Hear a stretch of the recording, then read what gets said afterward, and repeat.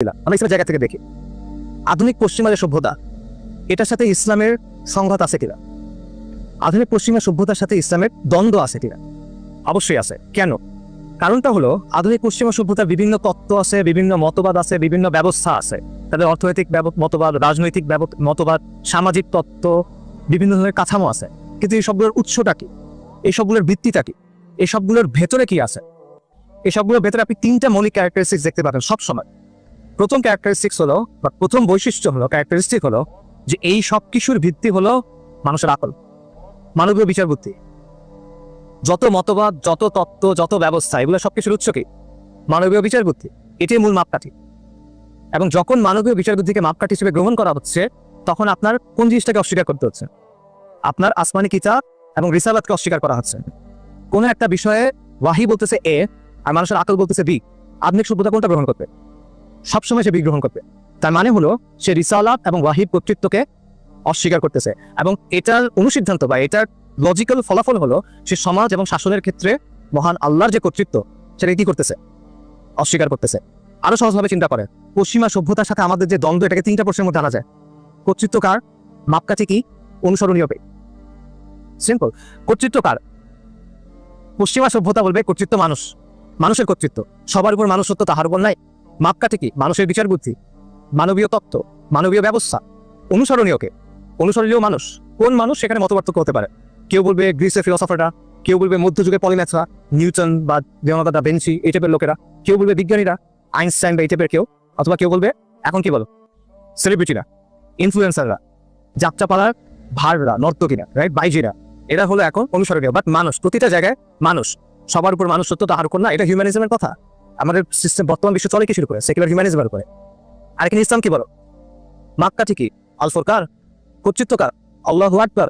সবকিছুর উপরে আল্লাহর কর্তৃত্ব, সবকিছুর ঊর্ধ্বে আল্লাহ। অনুসরণীয় দৃষ্টান্তকে রাসূলুল্লাহ সাল্লাল্লাহু আলাইহি ওয়াসাল্লাম। কেন? কারণ তিনি আল্লাহ প্রেরিত পুরুষ।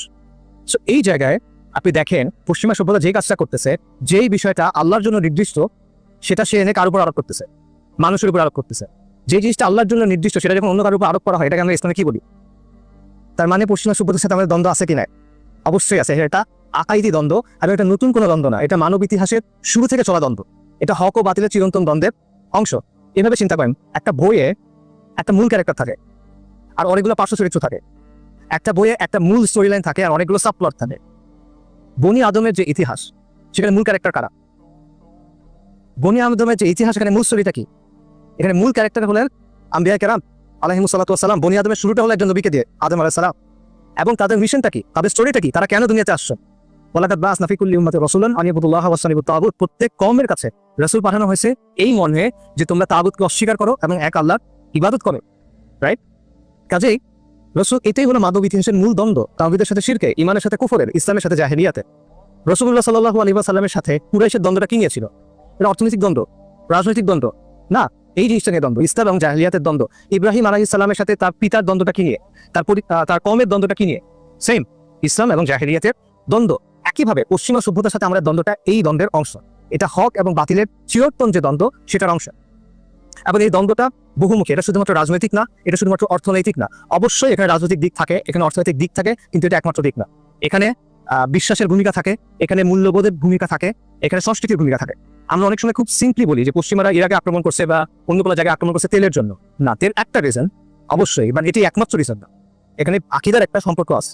সে আপনার কাছ থেকে শুধু আপনার দেশ দখল করতে চায় না, সে আলটিমেটলি কি চায়? আল্লাহ আযza কি বলছে? ইহুদি খ্রিস্টানরা কখনো তোমাদের উপর সন্তুষ্ট হবে না যতক্ষণ না কি হাত্তা তাত্তাবিয়া মিল্লাতাহুম, যতক্ষণ না তুমি তাদের মিল্লাতের অনুসরণ করে। এবং তারা আলটিমেটলি আপনার কাছ থেকে কি চায়? তারা আলটিমেটলি চায় ইসলামের আলোটা নিভায় দিতে। এটা কার কথা? আল্লাহ আযza ওয়াজালের কথা। ইউরিদুনা লিইউতফিউ নূরাল্লাহি বিআফওয়াহিহিম। তারা তাদের মুখের ফু দিয়ে আল্লাহর দ্বীনকে নির্বাপিত করতে চায়, রাইট? তবে সংঘাত আছে না কিনা?